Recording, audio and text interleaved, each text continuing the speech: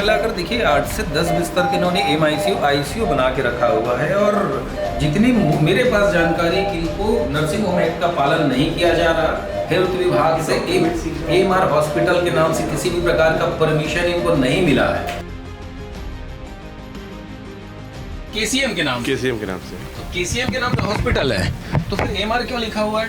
वो चेंज होना था, अभी चेंज नहीं है। मतलब केसीएम के नाम से परमिशन मिला हुआ है जी।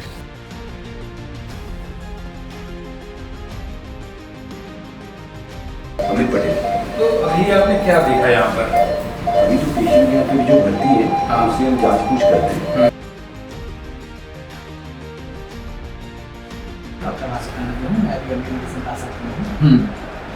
आप यहाँ 15-20 दिनों से, अभी कितने पेशेंट होंगे भर्ती? अभी 3 पेशेंट। 3 दिन हुआ। 3 दिन जी। क्या नाम है आपका? राम कुमार दुबे। तो ध्रुव कौन सी एजेंसी से हो आप? ये लगा हुआ लोगों से।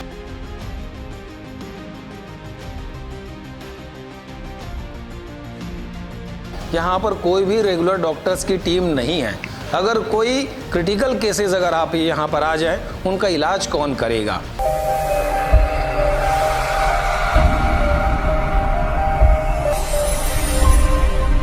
राजधानी रायपुर के संतोषी नगर इलाके में संचालित एमआर हॉस्पिटल को लेकर बेहद गंभीर शिकायतें सामने आई हैं। बेहद तंग गलियों में संचालित हॉस्पिटल में कोई भी रेगुलर डॉक्टर और नर्सिंग स्टाफ नहीं है।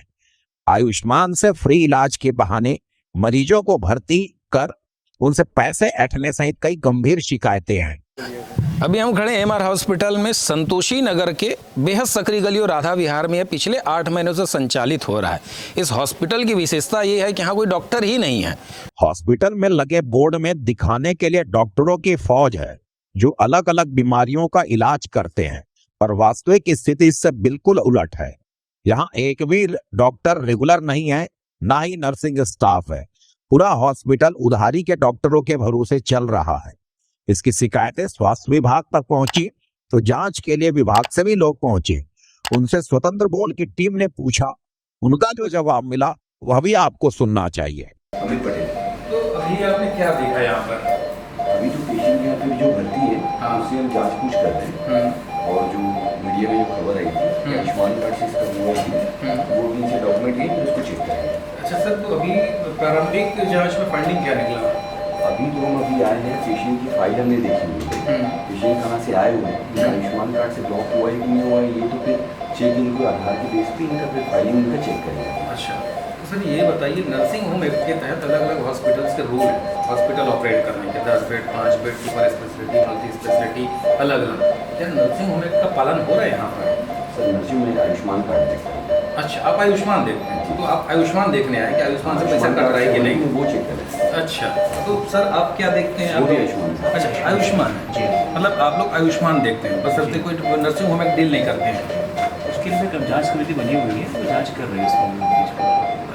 मतलब कुल मिला के ये कहें कि आप लोग सिर्फ आयुष्मान डील यही करने हैं कि यहाँ से आयुष्मान से पैसा इलाज हो रहा है कि नहीं हो रहा, कट रहा है नहीं कट रहा, बस। जी हाँ, जो खबर आपके पेपर में आई थी वो चेक करने उसके लिए आए थे। तो बाकी हॉस्पिटल के इलाज के लिए फिर कोई दूसरी टीम आएगी जांच के लिए? समिति बनी है, उसको जांच समिति वो अभी नहीं आई है। वो भी आएगी। कुल मिलाकर देखिए 8 से 10 बिस्तर के इन्होंने आईसीयू बना के रखा हुआ है। और जितनी मेरे पास जानकारी कि इनको नर्सिंग होम एक्ट का पालन नहीं किया जा रहा, हेल्थ विभाग से एमआर हॉस्पिटल के नाम से किसी भी प्रकार का परमिशन इनको नहीं मिला है। सीएमएचओ ऑफिस से भी 2 अधिकारी आए जांच करने के लिए, और वो हॉस्पिटल को देखने नहीं आए, हॉस्पिटल की चीजों को समझने नहीं आए, वो सिर्फ ये देखने आए कि आयुष्मान से इलाज हो रहा है कि नहीं। 3 मंजिला बने हॉस्पिटल में अभी भी निर्माण काम जारी है, सीढ़ियां तक नहीं बन पाई है। आधे अधूरे बने हॉस्पिटल में एमआईसीयू में मरीजों को भर्ती कर इलाज शुरू कर दिया गया है। इस हॉस्पिटल का फायर ऑडिट भी क्लियर नहीं हुआ। मरीजों की जान से खिलवाड़ करते हॉस्पिटल प्रबंधन खुद का मेडिकल दुकान भी चला रहे हैं। मेडिकल स्टाफ से स्वतंत्र बोर्ड टीम ने जो बात किया और उन्होंने जो बताया वह बेहद चौंकाने वाला है। भाई साहब, आप लोग भी लगभग उसी समय से होंगे जब मेडिकल हॉस्पिटल संचालित हुआ, तो है ना? तो क्या नाम से है ये हॉस्पिटल पे? केसीएम के नाम से। हाँ? केसीएम के नाम से। इधर थोड़ा सा लाउडली बोल दी। केसीएम के नाम से। केसीएम के नाम से। तो केसीएम के नाम से हॉस्पिटल है, तो फिर एमआर क्यों लिखा हुआ है? वो चेंज होना था, अभी चेंज नहीं है। मतलब केसीएम के नाम से परमिशन मिला हुआ है। जी, केसीएम के नाम से ही चल रहा है अभी तो। किन से मिला परमिशन? अच्छा, केसीएम के नाम से है आपके है, पास? मेडिकल केसीएम के नाम से ही है। अच्छा, ये इधर दिखाओ इनको थोड़ा जूम करके। अब इनका मेडिकल संचालक का कहना है कि केसीएम के नाम से कभी इनको परमिशन मिला रहा होगा, वो शायद चेंज कराना चाह रहे हैं। अभी चेंज हुआ नहीं है, अभी भी सामने आप देखेंगे तो एमआर लिखा हुआ है हॉस्पिटल में। आप लोग कब से हैं फिर? मैं तो न्यू ज्वाइनिंग है अभी, कब?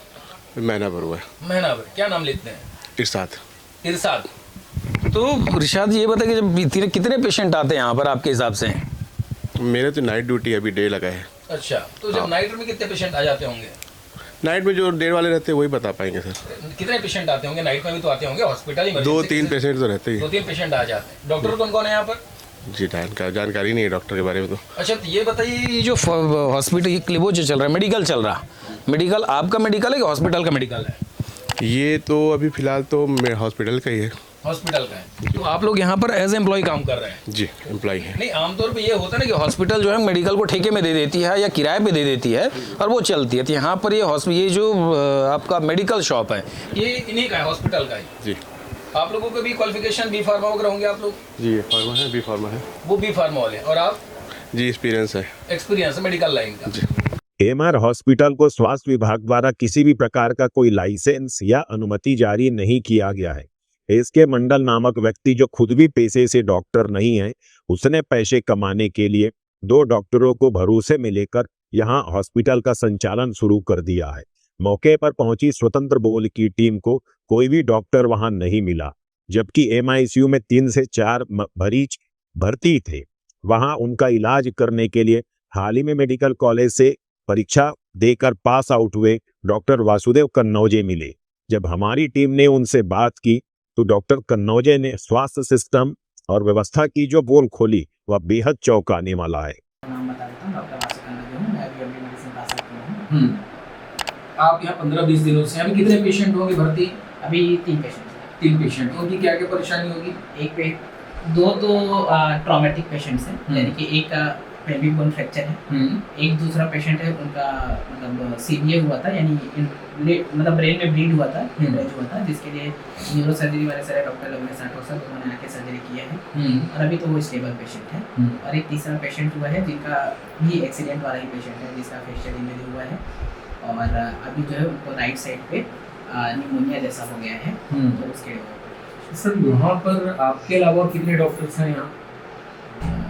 मतलब मैं खुद ऑन कॉल हूँ, क्योंकि उसके मतलब जब पेशेंट्स आते हैं तो बाकी उसके अलावा मेन सर लोग जो है वो डॉक्टर प्रीतम प्रजापति सर हैं, ऑर्थोपेडिशियन है, और डॉक्टर इंद्रेश यादव है, वो एनेस्थीसिया वाले सर हैं, न्यूरो सर्जरी में डॉक्टर लवले साठो सर है। नहीं, ये सब इन हाउस होंगे? मतलब ये ऊपर जो नाम बताया मैंने वो तो आते ही नहीं। मैंने ये जानना चाह रहा था कि मतलब इन हाउस परमानेंट यहाँ है कि वो भी ऑन कॉल में आपके जैसे आते हैं कि केसेस पे अगर कोई पेशेंट आ गया, मरीज आ गया, तो उस समय फोन करते हो? प्रीतम प्रजापति सर या इंद्रेश सर है, ये तो रहते ही हैं, मतलब फुल टाइम रहते होंगे? हाँ, जैसे मैं तो ऑन कॉल ही आता हूँ। आपकी टाइमिंग क्या होगी, ड्यूटी टाइमिंग यहाँ? ड्यूटी टाइमिंग नहीं, मतलब मैं वही बोला 2 से 4 में आता हूँ। अच्छा, राउंड के लिए पेशेंट जो एडमिशन है तब उनको एक बार चेकआउट करने के लिए, क्योंकि यहाँ पे आईसीयू है, ओपीडी तो है। अच्छा, सिर्फ आईसीयू है, ओपीडी की नहीं है यहाँ? ओपीडी में। तो सर ये मुझे बताइए, आप एमडी पास आउट हैं और एमडी मेडिसिन है, आप अभी हाल में आप पास आउट हुए, तो एक नर्सिंग होम एक के तहत या किसी हॉस्पिटल चलाने में क्या इंफ्रास्ट्रक्चर की जरूरत होती है, वो मैं आपसे पूछ रहा हूँ, क्योंकि आप पढ़े लिखे अभी पास आउट किया। तो उसमें तो पहली बार तो पेशेंट को जैसे आने जाने की सुविधा है, जो जल्दी वगैरह, अगर आप इंफ्रास्ट्रक्चर में बात करें तो ये सब चीज़ें रहनी चाहिए। और पेशेंट का ऊपर जैसे मतलब जो भी ट्रांसपोर्टेशन वाली चीज़ें सारी अवेलेबल होनी चाहिए। और आईसीयू में जो क्रिटिकल केयर वाले पार्ट है, जैसे वेंटिलेशन हो गए, ऑक्सीजन की सप्लाई हो गई, एयर सप्लाई हो गई, और आपकी जो इमरजेंसी ड्रग्स है, ये सारी चीज़ अवेलेबल होना चाहिए। प्रॉपर सेफ्टी और पॉल्यूशन और ये सब केयर होना चाहिए, जो कि इंफ्रास्ट्रक्चर इन हाउस में क्या क्या चीज़ें होनी चाहिए, कि जैसा नर्सिंग होम में कहता है कि 5 बेड में अलग होनी चाहिए, 10 बेड में अलग सुविधाएं होनी चाहिए, इन हाउस में डॉक्टर्स कितने होने चाहिए?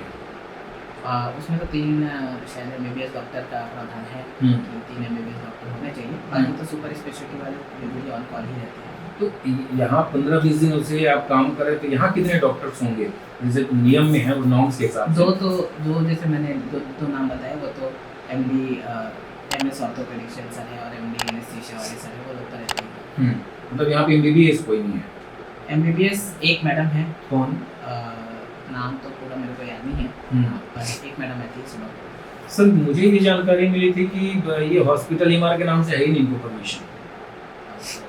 ये चीज़ें तो रजिस्ट्रेशन हुआ है कि नहीं हुआ है ये तो क्योंकि मैं जितना मुझे जानकारी है कि नर्सिंग होम एक्ट के तहत अगर किसी को परमिशन मिलता है तो उसके नियम बहुत बहुत वो है और उन नियमों को फुलफिल कर पाना आमतौर पर मुश्किल हो पाता है। अभी जब मैं आ रहा था तो यहाँ देखा सीढ़ी ही नहीं बना है, सीढ़ी नहीं बना, लिफ्ट से ही आना जाना पड़ता, सीढ़ी के लिए भी स्टेप नहीं बन पाए, अभी भी काम चल रहा है, मतलब अंडर कंस्ट्रक्शन है ये। तो जहाँ तक मेरे को पता है कि ये तो 2 महीने ही हुआ होगा। नहीं तो 8 महीने से संचालित हो रहा है, ऐसी जानकारी मिली मुझे, 2 महीने से चल रहा है ये। तो सर मैं जहाँ तक मैं व्यक्तिगत ये सवाल मैं आपसे पूछ रहा हूँ क्योंकि आप पढ़े लिखे डॉक्टर ना, अभी आप हाल फिलहाल में पास आउट हुए, तो जब तक कहीं कंस्ट्रक्शन फुलफिल ना हो जाए, स्ट्रक्चर पूरा ना हो जाए, अब पेशेंट एडमिशन यहाँ शुरू हो गए, 3 पेशेंट आईसीयू MICU में भर्ती हैं, सर कैसे होगा चीजें? अब मैं ये सवाल तो ये मतलब मेरे मतलब नहीं आप इम्प्लीमेंटेशन नहीं आपसे इसलिए मैं पूछ रहा हूँ क्योंकि आप भी एक डॉक्टर हैं, आप डॉक्टर है और आईसीयू सेटअप है, पेशेंट एडमिट हो रहे हैं, मैं बताया ना इंफ्रास्ट्रक्चर क्या है, रजिस्ट्रेशन का क्या प्रावधान है, वो अब डायरेक्टर और ये सब यहाँ की जो बोर्ड ऑफ डायरेक्टर्स है, संचालक को बताएं। जी यहाँ संचालक कौन होंगे फिर? अभी एक वही प्रीता प्रजापति सर लोग हैं और वो है संचालक और एसके मंडल सर। इसकी मंडल, वो डॉक्टर हैं? नहीं वो डॉक्टर नहीं, डॉक्टर नहीं, तो डॉक्टर मतलब उनका इन्वेस्टमेंट है फिर। हाँ हम सीधे तौर पर ये भाई डॉक्टर नहीं, आमतौर पर डॉक्टर्स मिलकर हॉस्पिटल चलाते हैं, तो मंडल जी का इन्वेस्टमेंट होगा, डॉक्टर्स उनके साथ में पार्टनरशिप में काम कर रहे होंगे, वो सर वो लोग सब वो उन लोगों का होता है, उनसे भी पूछेंगे। देखिए ये डॉक्टर हैं, डॉक्टर साहब हैं और वासुदेव कन्नौजिया, तो उन्होंने बहुत सारी बातें को बताया कि हॉस्पिटल में किस तरीके से चीज़ें यहाँ पर चल रही। पिछले 2 महीने से हॉस्पिटल संचालित हो रहा, अंडर कंस्ट्रक्शन है, नर्सिंग होम के नियमों का किसी भी प्रकार से पालन नहीं हो रहा, और जो यहाँ के निदेशक है वो डॉक्टर ही नहीं है, मतलब उन्होंने लागत लगा के हॉस्पिटल स्ट्रक्चर खड़ा कर दिया है, 3-4 पेशेंट यहाँ पर भर्ती हैं, और उन मरीजों की अगर जान भी बनाएगी तो अचानक से यहाँ के स्टाफ जो है डॉक्टर्स को फोन करके बुलाएंगे, और जब तक वो डॉक्टर आएंगे तब तक हो सकता है उनकी जान भी चली जाए। ये एक हॉस्पिटल संचालित हो रहा है एमआर के नाम से, एमआर हॉस्पिटल, ये हॉस्पिटल की कहानी है।